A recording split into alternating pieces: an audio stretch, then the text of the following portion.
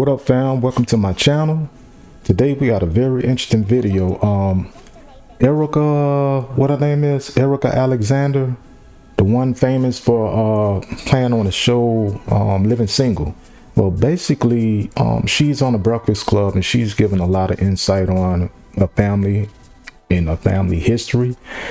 And what she's talking about, I believe it's, she was giving history on like a mom and her dad and her grandmother. She said her dad was a pastor, and I believe she said her mom or her grandmother was a witch.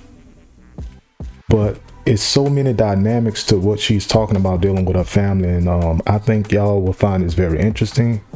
I advise no one to deal with witchcraft in any type, any form. It is ungodly, it's very satanic, but just check out this video. Now, both your parents were orphans. How did they meet? Well, as orphans do in church. Okay. They're both their godfather, or I should say, like their godfather, was the evangelist in town. He was the bishop. His name is Bishop W.C. Griffin, and he became the bishop of that northwest half of America. Bishop Blake in L.A. took over for him. I mean, in a way, I'm from church royalty, if you look at it that way. I mean, he was a really heavy dude, but then they were just in the dust bowl of New Mexico, and it was a very Southern Gothic existence. My grandmother was a witch. She died in witchcraft. My father started to preach and was ordained since he was 6 years of age.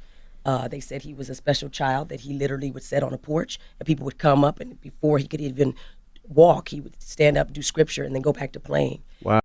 So let me make a correction. It wasn't her mother. She said her grandmother was a witch. So yeah.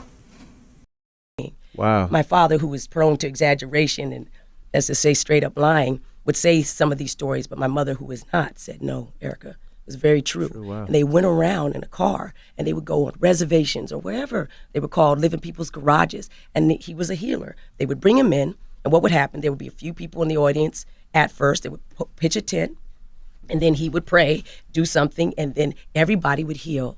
Everybody would hear about a person who was healed, who they knew their whole life had some ailment or sickness. Wow. And then the next night, there would be tons of people overflowing, Indian, Mexican, white, black, to see this young healer. That was my dad. And that's crazy because your dad got sick at early, 35. Right. Wow. He got sick. Nobody could heal him? It's funny. He died. They gave him a church in East New York. And before he died, I made some peace with him because he wasn't the kindest person. And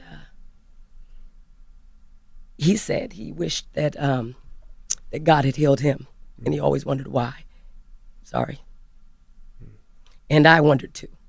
I always you said so much that I wanted that. Like, first of all, your aunt being a witch.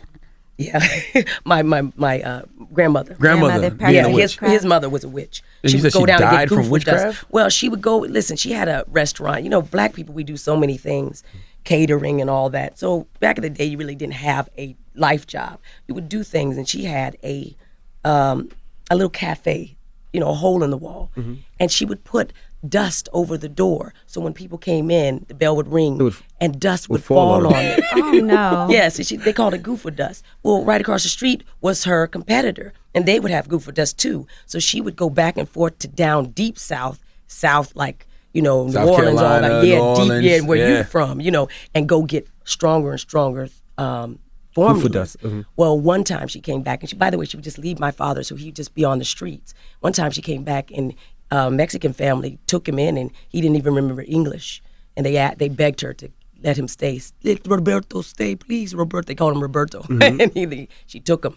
But she came back, and they said she was all twisted up with her head in between her legs, barking like a dog. Wow. Ooh, that voodoo, that root, boy, I'm telling you, have you coughing up frogs. And they said that the women in the church went to go get my eventual godfather, which was William Griffith, and he came, saw it, he left 3 days, he went and they fast, and they pray, and then they come back, and then they laid hands on her, And they got her through it. And this is the story now. Wow. I'm just telling you what they got her through it. And when she came out of it, he says, "Daughter, the Lord told me to tell you that if you go back, you'll come back. You'll come back in a box." No, Rev.